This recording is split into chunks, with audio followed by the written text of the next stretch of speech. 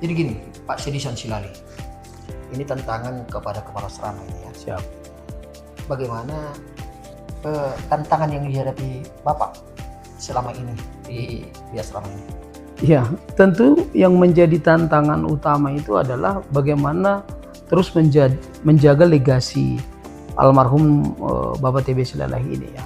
Karena menjadi kepala asrama itu sebenarnya beratnya itu adalah menjaga warisan itu dan mempertanggungjawabkan Yang 5 tadi ya? Iya, yang 5 tadi, ya 5 pilar tadi untuk benar-benar bisa kita berikan kepada anak-anak kita dengan maksimal.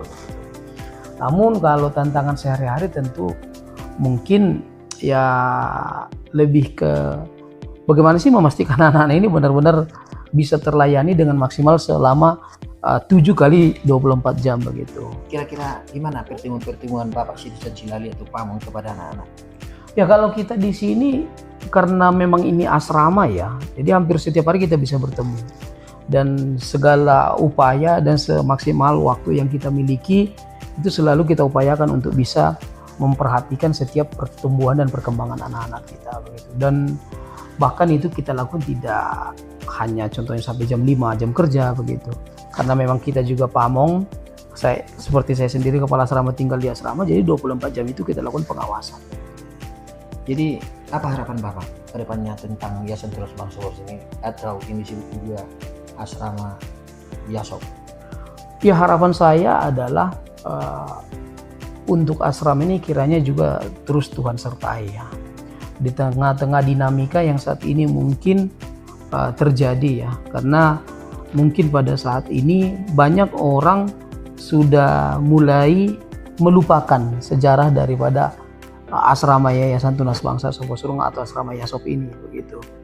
Jadi banyak orang mulai mungkin tidak mengingat atau tidak memahami, mungkin bisa jadi ya, sejarah daripada asrama Yasop ini. Saya mau juga sebenarnya asrama Yasop ini tetap terus berdiri teguh gitu untuk terus menjalankan apa yang menjadi amanah dari Bapak TB Silalahi begitu. Harapan saya sih itu ya.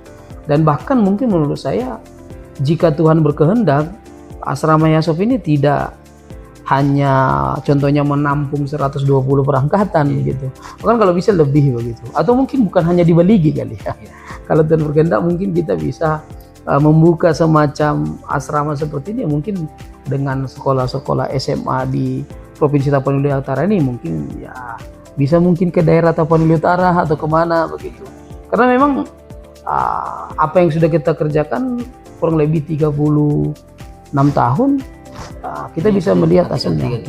Iya, angkatan yang ke-37 begitu. Dan kita lihat alumni-alumninya cukup cukup berdampak untuk bangsa dan negara kita.